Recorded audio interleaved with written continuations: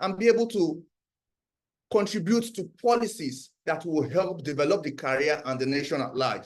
And if you also look at those who are sitting on the table right now, those who seem to have the power, those who seem to have the influence, those who seem to have the authority to make decisions, I tell my friends this, that if you check their CV, if you are able to have access to their CV, you discover that if you have the required financial support, it is possible to achieve their hard skills in 3 to 5 years. But after getting the hard skill, you will not be able to sit on that table.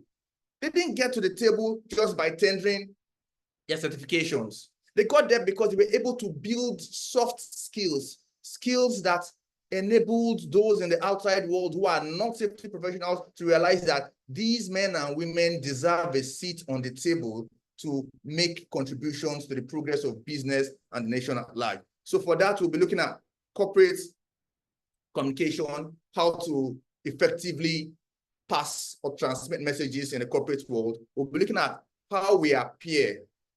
Appearance also matters a lot. And we'll talk about networking and mentorship. It's a fact that hard skills are important, but beyond the hard skills, you will meet realities in the space of work that would test your soft skills, not your hard skills. For instance, your ISPON, your IOSH certification, your NEBO certification will not teach you how to handle an irritating HR person.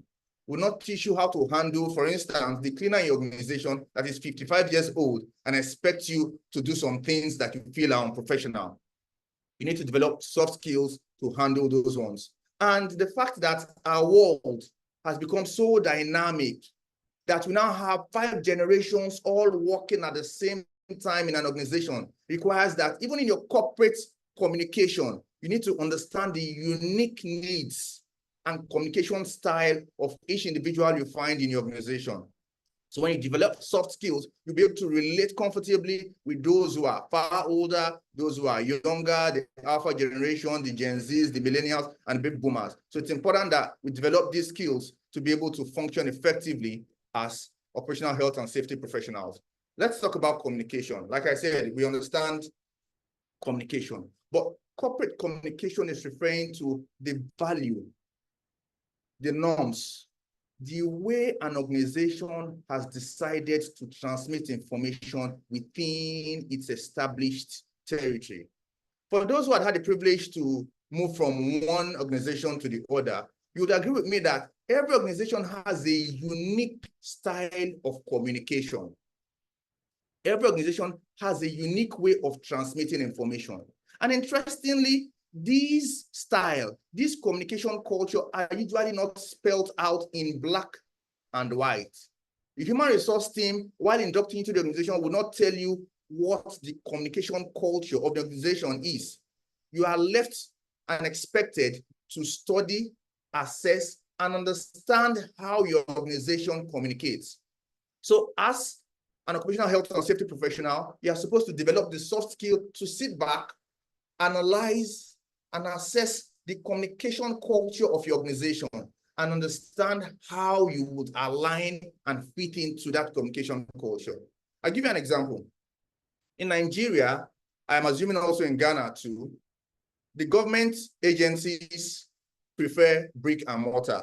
For every communication, they want to write a memo, somebody signs the memo, a clerk or a messenger picks the memo, takes it to the next table, a file is opened, and it moves from one table to the other. However, in the private sector, some organizations are comfortable with sending email messages. Some are using even informal means like text messages and WhatsApp messages as means of communicating. Some are okay with phone calls. Some still require express verbal instructions from colleagues, superiors, and subordinates. So it's left for the occupational health and safety professional to relax and assess his or her organization to say, what is the communication culture of my organization? Because by the time you begin to pass message, transmit information in ways that are alien to the communication culture of your organization, then you will begin to have conflict. And that could lead to you either not making career progress, or you might have to leave the organization or lose your job. So it's important that when occupational health and safety professionals are inducted, are onboarded into organizations, they learn the communication culture of that organization. It's also important to read verbal and non-verbal cues. Now, in the culture, there are unwritten communication styles. I'll give a case, an instance. There are organizations where if you want to discuss, if you want to pass an information, they expect you to walk up to the staff, the colleague, the person you want to pass information to, especially if you're in the same building, on the same floor, have a conversation about what you want to do. Once you agree on that, then you officially send a mail. Whereas some organizations believe that if you have a conversation before sending a mail, you are attempting to influence the decision of the person you are speaking to. So they see you having a conversation before sending a mail as fraudulent, wanting to use undue influence on the person you are speaking to. And these things are not written expressly on any document. So an occupational health and safety professional has to sit down and assess situations, understand the verbal and the non-verbal cues in his organization, and determine what is the best way to communicate that will align with the communication culture of the organization. Now, beyond the communication culture, there's the communication pathway. There is a hierarchy in communication. I'll explain this with an example. A new safety officer was employed. He has a line manager who he understands he needs to report to. His line manager had a conversation with him and gave an express instruction. They were having this conversation via WhatsApp. And his line manager says, do X, Y, Z. The new staff is not comfortable with it and tells his line manager, sir, I am not comfortable with this instruction. I will not carry out this instruction. And his line manager says, take this up officially. Now, in that organization, take this up officially means let's come out of this platform. Though I'm giving you an instruction on this platform, send me a mail telling me that what we discussed here and the instruction I gave you, you will not be able to carry it for XYZ reason. But the new staff, because he didn't have the required safety soft skills and he had not assessed and understood this environment, picked up his phone and sent a mail to the CEO. Now, the CEO gave the HRO a spanking to say, human resource, how come I'm getting these complaints from a staff? We already have a reporting system. If a staff is not comfortable with his line manager, he also has other people he would reach out to before this matter gets to me. It should not be getting to me directly from the staff. HRO calls the staff and says, new staff, this is our reporting style, though it's not written. While HR has done that, the human resource person has also booked this new staff on his black book, meaning that he or she is waiting for a misdemeanor from the new staff to also spank the new staff because the new staff has made the CEO spank him for not teaching the new staff what was not expressly written. Now, bottom line of this whole story is that for occupational health and safety professionals, when you walk into an organization, it is important that you understand both the communication culture of the organization and the communication pathway. Who do you report to? Who do you report to when you don't want to report to who you are supposed to report to? Who is the person who can mediate when there is conflict in an organization? It takes a development of soft skills to be able to understand these things. And when we understand these things, it will help us progress in our careers and avoid unnecessary conflicts that bring about retrogression. The modern communication pathways that are popular are the phone calls, emails, text message, and in-person meetings. In-person meetings are good because you are able to read facial expressions. You are able to understand if the person is saying yes, but his body language is not saying yes. But the fast pace of business has made it practically difficult, if not impossible, to hold in-person meetings every time. However, it's important that we develop soft skills to understand the communication culture and acceptable pathways. For instance, an organization would have a culture of, you get a phone call instruction from a superior, giving you orders or instructions to do something. For some organizations, that phone call is sufficient for you to go ahead and do what you need to do.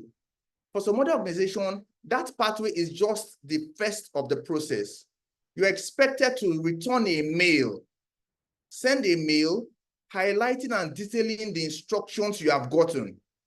And when you get approval from whoever gave you instructions, that is when you can carry out the action. So if you don't understand how to use these multiple pathways, and you get a phone call instruction or a text message, and you have not verified that the culture requires that you double check, or you do a two-step verification of the instruction you have given, then there's a possibility that you begin to meet brick walls in your career and you begin to feel lost or feel hated. And to avoid all this, we need to develop soft skills and understand how corporate communication works so that we'll be able to communicate effectively within organizations. Beyond communication, we'll talk about good personal appearance. Good personal appearance is something we all know. Good personal appearance is something we all can define. But the truth of the matter is that we all don't look good. We all don't look good. Good personal appearance takes a conscious effort. For us to look good, be presentable, and be invited to the corridors of power or a seat on the table, we need to look like what we know. When I was preparing for this presentation, I bounced the slides off a few friends, and one observation they made was, why am I using pictures of people in corporate attires, people who are not wearing the hard hats, reflective jacket, and safety boots? And my question was, why that observation? And the person said, safety officers are known to wear hard hats, reflective jackets, and safety boots. Truth, when they are working at a site that requires that level of PPE. But ask yourself, how often have you seen a safety professional in a hard hat, reflective jacket, and safety boots? Very few times, except you get to visit the person in his or her place of work that requires that he wears those personal protective equipment. Now, beyond all that, as professionals, how do you look? Do you appear clean and neat? It's one thing to appear clean, your clothes are clean, but are they neat? Are they well ironed? Are they well groomed? How is your beards? How is your hair? Now, the truth of the matter is, you don't get invited to sit on the table. You don't get invited to stand on the corridor if you don't look like what those who are inside want you to look like. While you have the skills, the world in which we live in is such that branding is very much important. That's why there are protocols for many processes we do. Some of these protocols are even unwritten. There's this argument about 80% of human communication being nonverbal. How about Terabin, in 71, when he did this essay on silent messages, talked about 7% of human communication being words, 38% being the tone, the pitch, and the volume of what we speak, and 55% being nonverbal communication. While other human psychologists have questioned his position on human communication being more of nonverbal, we begin to see and realize that as humans, generally, we judge people by what we see. That's why there's a general saying that you will not have a second opportunity to make a first impression. As safety professionals, how do you appear? I like to make this comparison between those who are sitting at the top of the pyramid that most professionals want to be like, want to aspire to act like, and be as successful as they are. Sit down and ask yourself. Fortunately for us in West Africa, we have a lot of male and female professionals who are doing well. Check how they appear when you see them at social functions, be it a safety conference or a safety meeting, whatever social function. you are almost sure that they have a dressing pattern. How they appear is consistent. It's not by accident. How they smell is pretty consistent. When they greet you, you either get a firm handshake or a hug. Interestingly, in Nigeria, most of the safety professionals who are at the top are big huggers. They hug you. And when they hug you, you see they smell fine. Now ask yourself, how am I looking? How do I smell? How do I dress? Do I have a consistent dress style or fashion style that will make me distinguished from the average safety professional who just has certification? Some 10, 15 years ago, it was not fashionable, so to speak, to add a NEBOSH IGC to your ISPON level 3 certificate. But as the world began to evolve, as we began to improve in our knowledge base, now even at entry level, some level of certifications are required that cost so much to acquire. Whereas if you have those certifications and you don't look the part, it will be difficult for them to put in a good word to say this person can either sustain or be allowed to make progress in his or her role. So it's important that as safety professional, we take conscious effort. We pay attention to how we look, how we smell, how we carry ourselves, and how we interact. Our conversations when we have social outings are also fundamental to how people appraise us, understand us, and are willing to take the risk with us when it comes to our career progression. Last but not the least is networking and mentorship. Networking is both a science and an art. There's this typical thing we do, and we call it networking. You're in a safety conference, a social gathering, and there's an economic break, 10, 15 minutes economic break, and the master of ceremony will say, use that opportunity to network. And typical movies, you walk up to somebody you like, introduce yourself, ask for his number or her number, exchange numbers, and you say you have networked. The honest truth is that conversation will not be sustained for more than a week or at maximum a month, because you do not know the person and the person doesn't know you well. To network is both a science and an art, where you decide who you want to network with. Study the person, know what he or she likes. Present yourself as somebody that is not a parasite, but somebody that is willing to create a symbiotic relationship. Let's take this hypothetical situation. You walk up to somebody who you want to network with and you believe can help in your career progression. And you say, good afternoon, sir. My name is this. I read your article in 2022, October 10th to be precise, where you talked about this, and this. While I agree with what you said, I do not totally agree with your last paragraph. When you said this, and that, I think it could be this.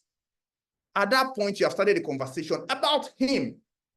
But the truth of the matter is, those at the top of the pyramid have a lot of people who are coming to take and take and take from them. When they see that you are also one of those who are coming to take from them without offering anything, then it becomes difficult for them to truly network with you, because you are sounding like every other person who is around them.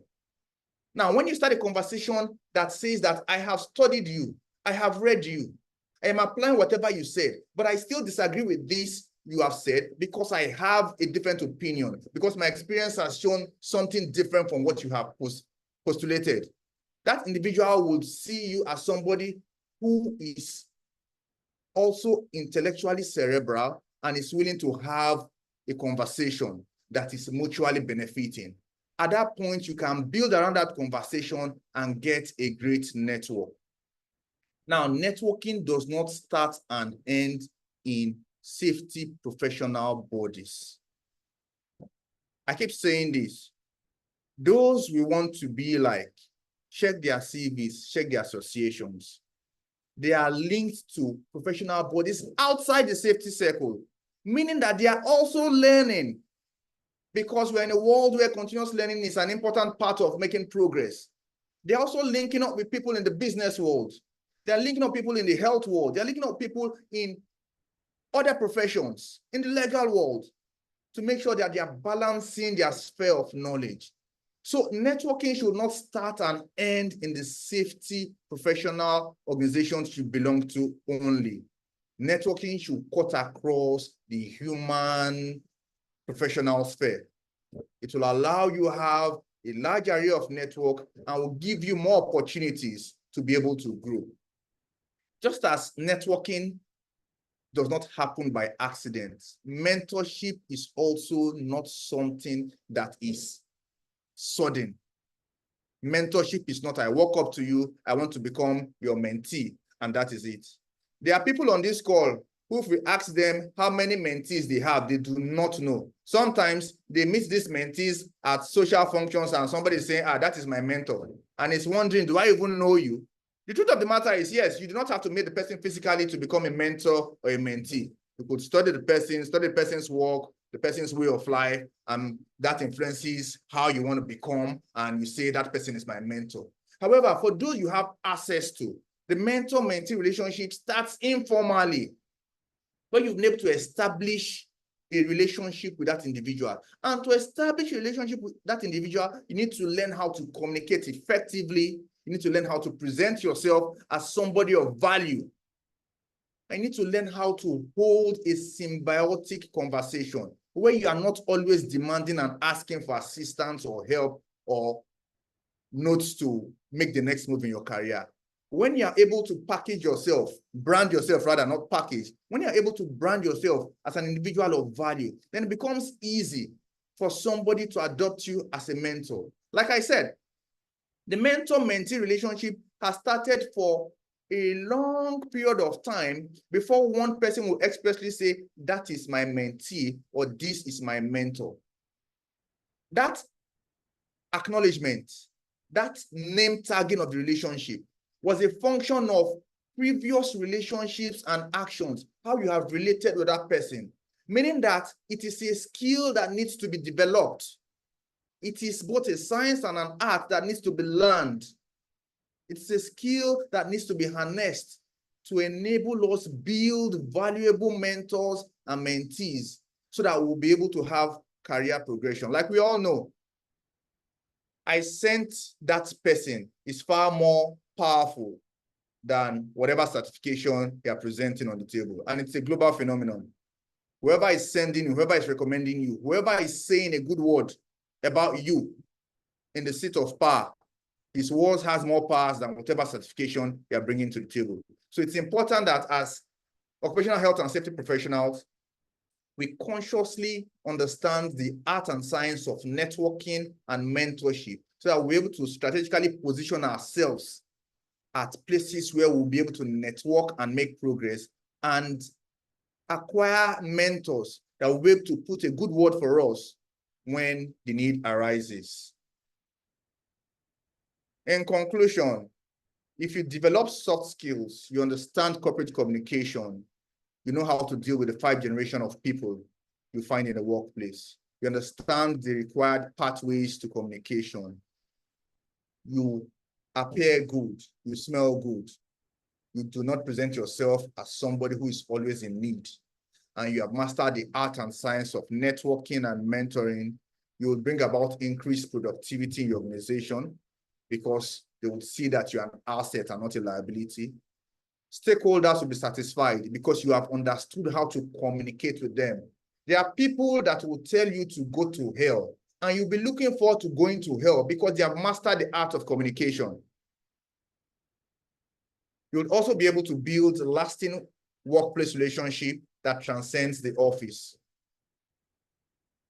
I just remember that in the last 2-3 months, members of professional bodies in West Africa have been complaining about the cost of sustaining their membership in these bodies.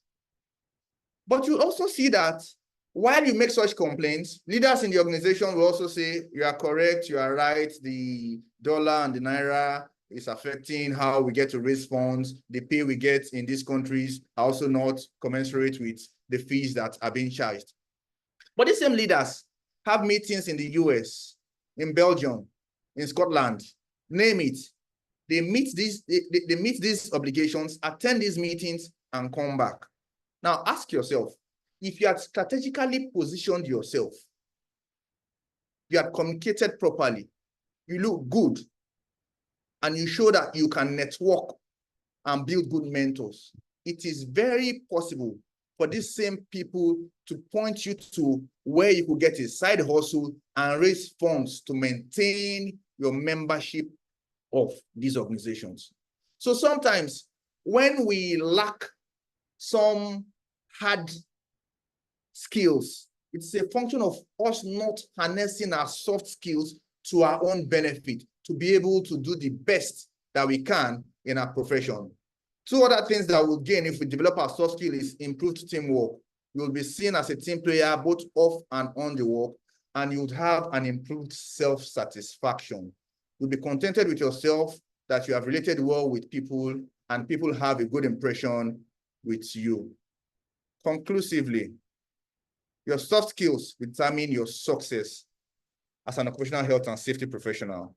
So it's important that we develop our hard skills alongside our soft skills, so that when the need arises, while we are attending our competencies, those who are speaking on our behalf will know that we can deliver because we have shown ourselves to be people of worth. For every evaluation form you see, there is usually just 1 or 2 columns that is discussing your competency.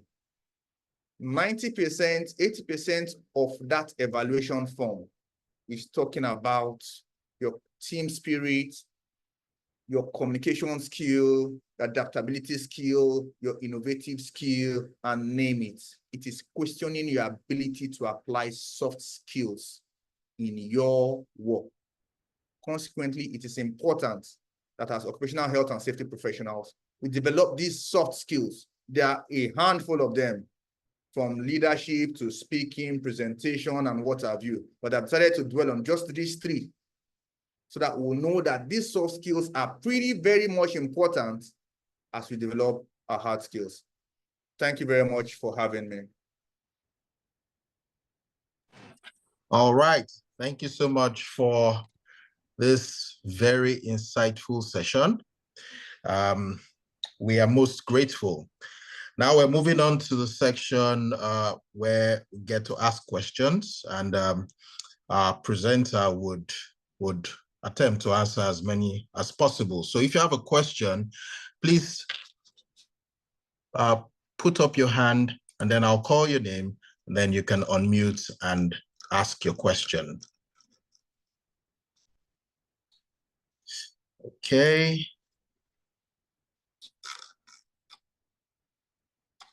All right. Mr. Adefela, please unmute and ask your question. I did tell you.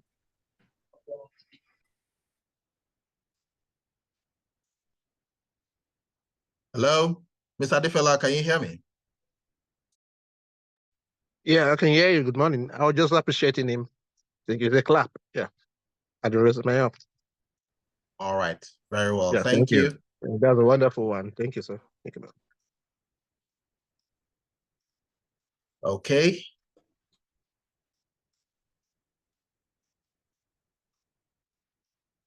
Do we have any other questions for the presenter, or everything is very clear? Good afternoon. Good afternoon. I came in late, but I met him when I wanted to throw more light on that communication methods that he spoke about, that one can call you and still require you to verify through mail or something before you carry out your work. I just want him to throw more light on that aspect because I find it more interesting. Please. All right, that's fine.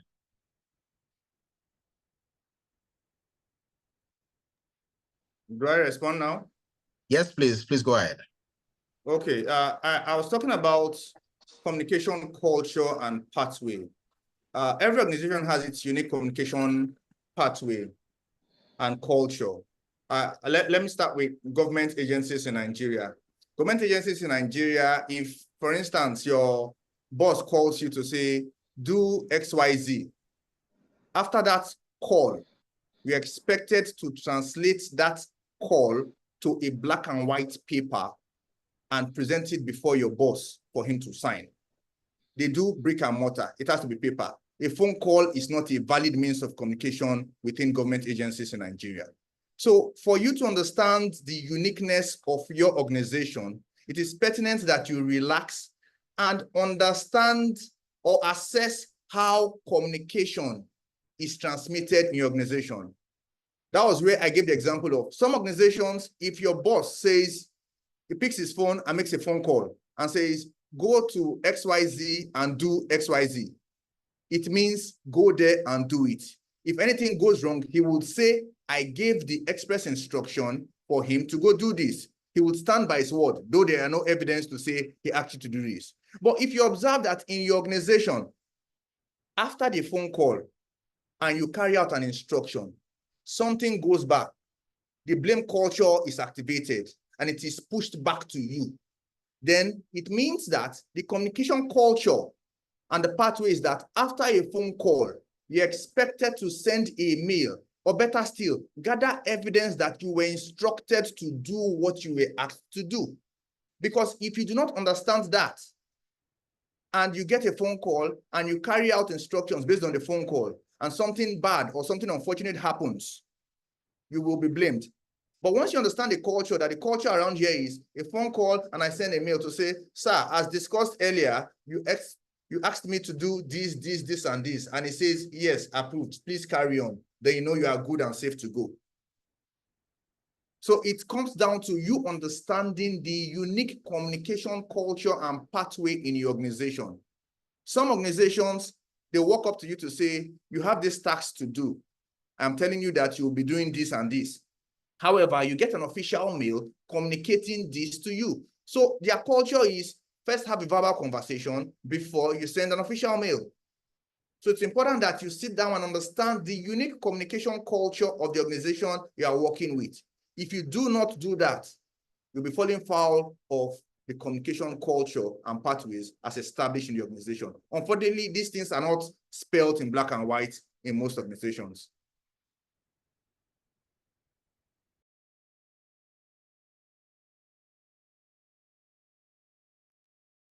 Thank you very much, Tuyo. I think we have a question in the room chat. David, can you read out this question? And then if you have questions too, please, you can use the hand raising button so that we can take them one after the other. Thank you. Over to you, David.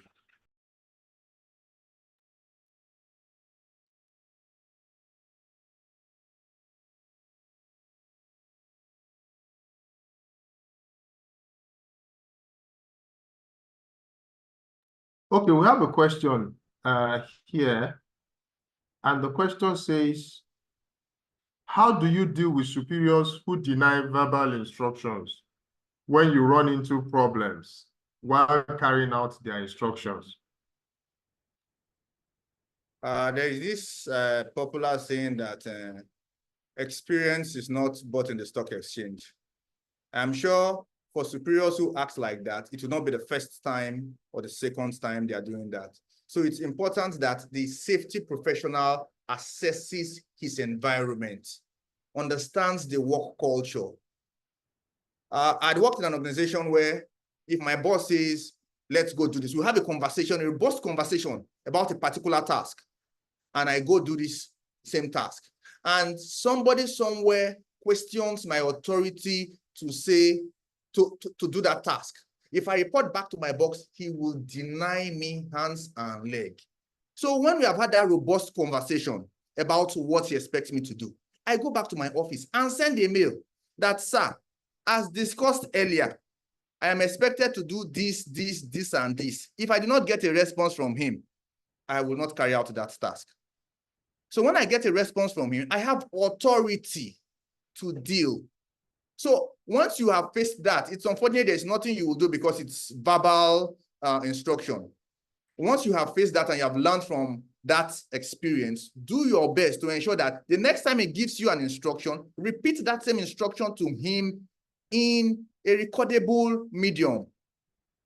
A court decision in 2013 has said even the WhatsApp message is admissible in court. So send him a WhatsApp message, send him an email, send him something that he would respond to indicate that he gave you that express instruction to carry out whatever task you are carrying out.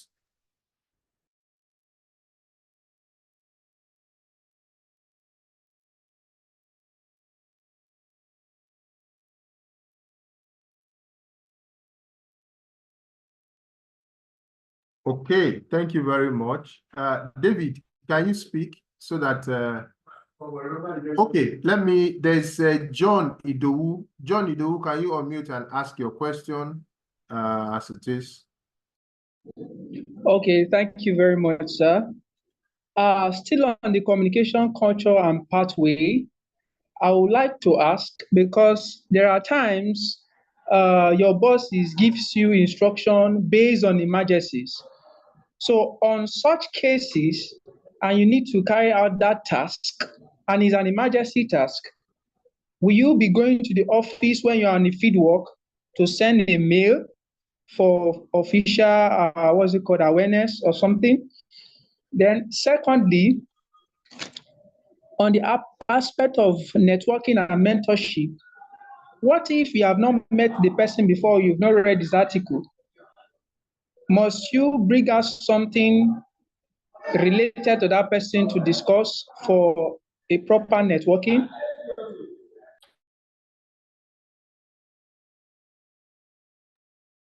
Okay, thank you. Let me respond.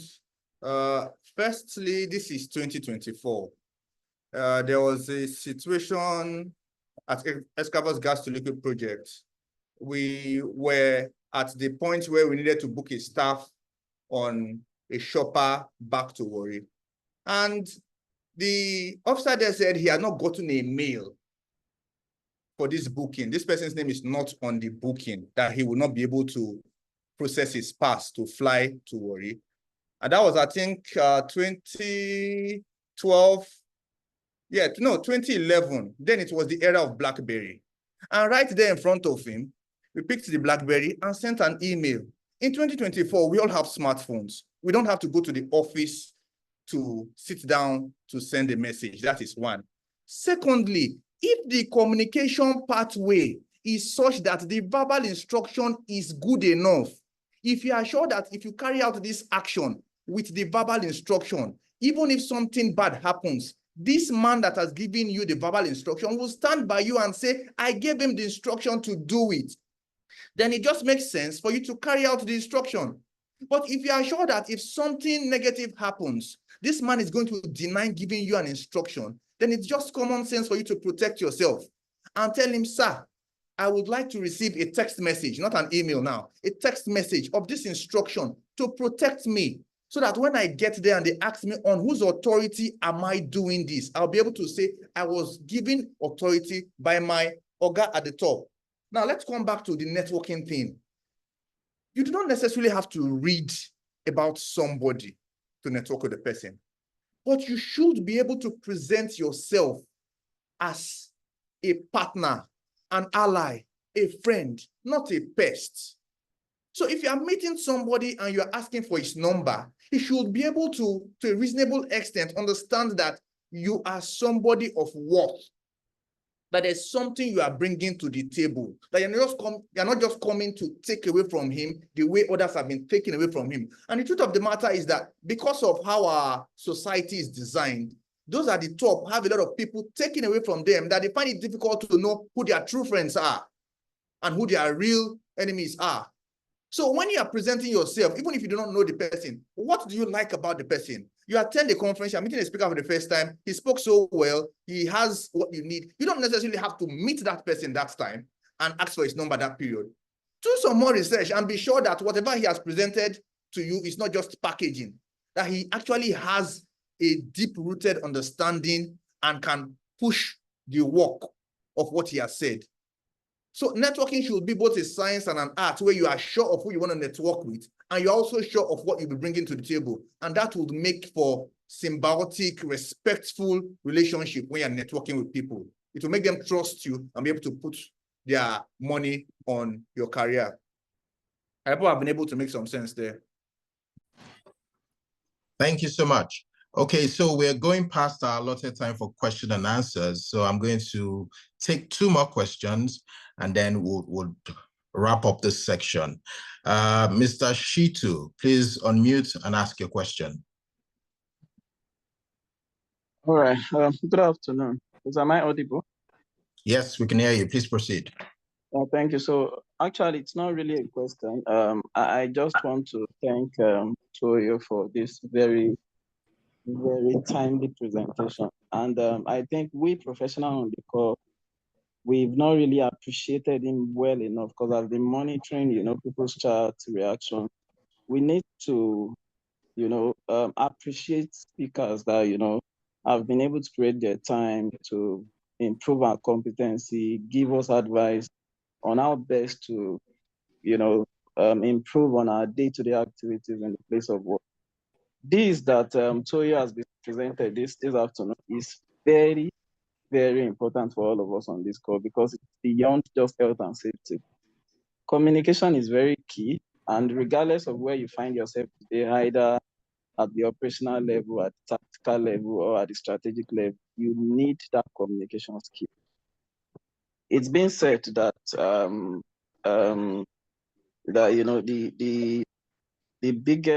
the single biggest problem in communication is the illusion that it has taken place. It's not just about you communicating. You have to be very, very strategic. You have to, he has been providing some responses to some of our questions.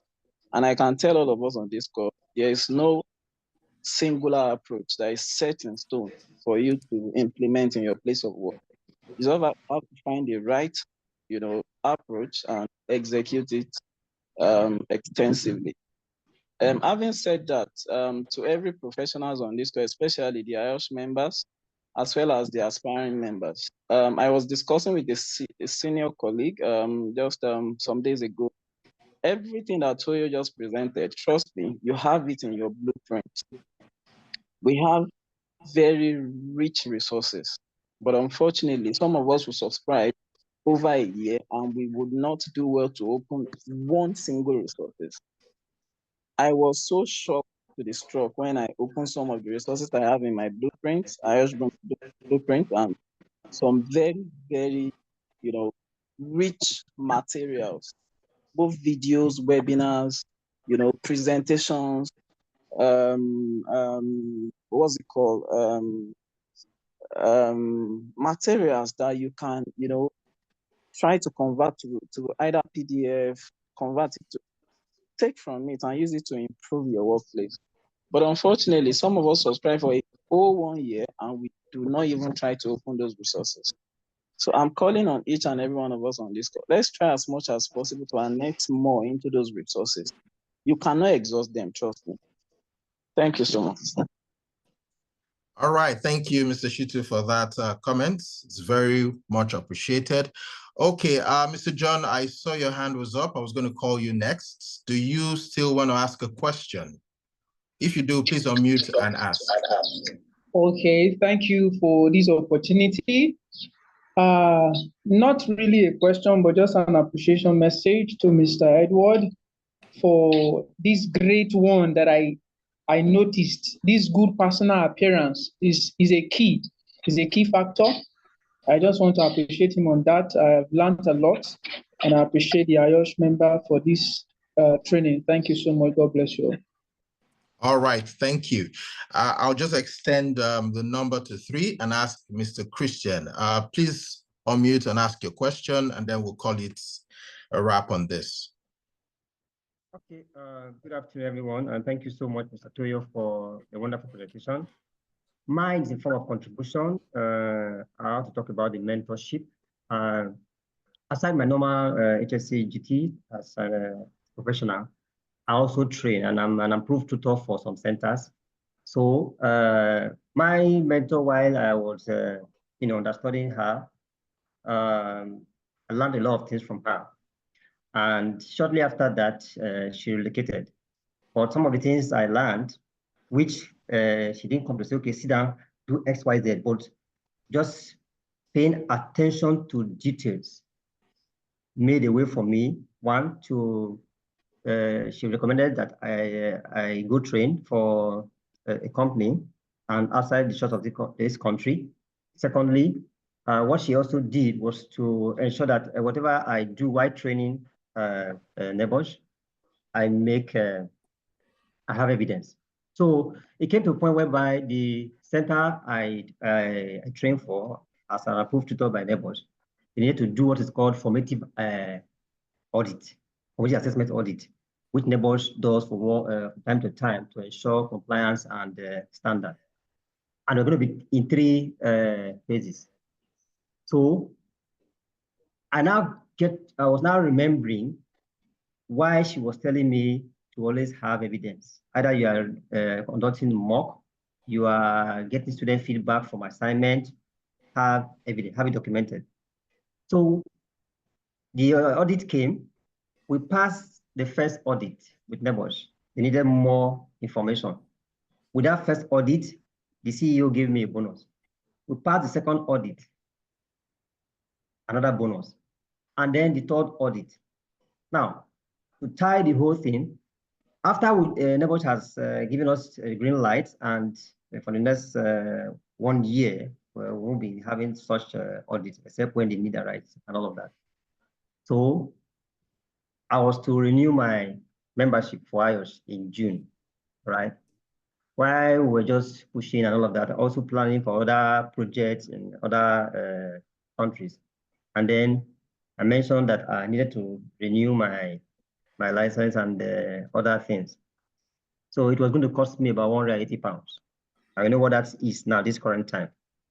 He just said, I'm paying it for you. And lo and behold, it was paid for. I had my renewal, I had other things going. Attention to details. If I had not paid attention to details, probably this renewal will not come, bonuses will not come.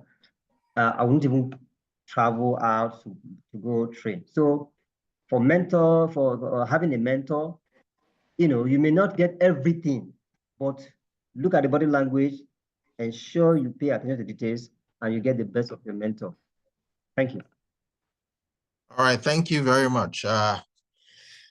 My chair, over to you, please.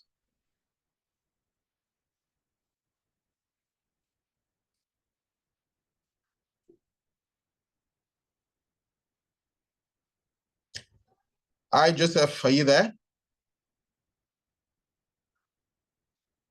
You continue, Yes, David. I heard Michael. I'm not sure it was Joseph you wanted to mention. Apologies, All I right. meant Chairman. Please go ahead, please. Yeah. All right, thank you very much. Really wonderful. Someone is still raising up his hand on the call. Please kindly let them know. We're about exhausting our time. Yeah, Okay, Oluwaseun. It's just Oluwaseun, can we quickly take your question and All if right. it's an observation? Yeah, We might continue other engagement in our platform. Okay, please go ahead. All right, thank you very much. Thank you, Mr. Atoyo, for the wonderful presentation. So I have a quick question to ask. And you mentioned that networking is both an art and a science, which means it's something that is actually very, critical for us as professionals. But we must also understand that it takes someone who is extroverted to, be able to have to be able to network, because there are so many introverted professionals that actually know what they are doing. They get to conferences and then you see them, they are just in their own shell, right? They find networking overwhelming. Sometimes they find it really overwhelming and exhausting. So what advice would you recommend for such introverted professionals? Because not everybody is extroverted. I can be outspoken, I can be extroverted, but there are some professionals who really want to network, but because of their introverted nature, most of the times they tend to miss out on networking opportunities. Thank you. Because someone is an introvert, it wouldn't necessarily miss out of a networking opportunity. Everybody has a way of communicating. Everybody has a way of achieving their goals. This introvert raised funds paid, registered for a conference and attended the conference, he or she has a goal for attending the conference. Now, he or she might not know, but some other people are watching and observing. So that's where a combination of these whole skills come to play. We see you at conferences. You dress well. You smell nice. You keep to yourself. But we know you work somewhere. We know your superiors or your colleagues, and they say nice thing about you, but we know that you're a quiet person. If we find value in you, we would reach out to you. You will not necessarily need to reach out to the person. However, if you need to reach out to the person, even introverts have a way of networking. Even introverts have a way of networking. And I'm even sure introverts are more strategic than those of us who are extroverts, who are quick to start conversations and what have you. Introverts will take their time to do all the necessary analysis they need to do. So by the time they speak, their first 3 sentences will catch your heart. You wouldn't help but want to connect with them. So I don't think being an introvert is a negative thing. Introverts would also find their way. And even why they think they are not able to reach out so much, those in the circle are also observing them, and they find them to be individuals of value. They'll be reached out to, and they will also get whatever assistance they need to make career progress. Thank you very much, Tuoyo, for that response, and of course for the technical session today. It's been very engaging. A lot of nuggets have been shared. Expository knowledge has also been released to a lot of us as professionals. And then it's not just for us to hear, it's for us to take up and ensure we are doing what we have been thought, because these are things that makes the life of an OHS professional very, very easy. So I want to say a very big thank you to you. And on behalf of IOSH West Africa branch, we want to present this certificate to you. Obviously, we'll still share this certificate with you. It's a certificate of appreciation, and this is presented to you, Tuoyo, from the Institution of Occupational Safety and Health, for helping to facilitate our technical session today, dated 17th August 2024, and speaking on sustaining secured OHS skills with relevant soft skills. Thank you very much. This is well appreciated. And on behalf of IOSH, this is presented to you. We will be sharing a soft copy of this certificate to you also for further use. Thank you, thank you, thank you. All right. So we will be moving on now, and we will be having a meeting, and I'm sure it's just going to be very, very brief as it is. So from us, let me just quickly take our updates.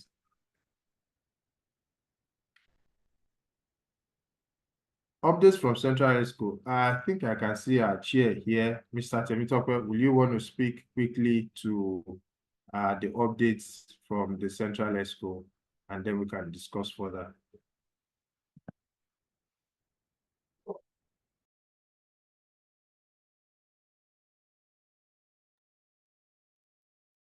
Mr. Temitope Mudele, please. Are you there? Can you speak?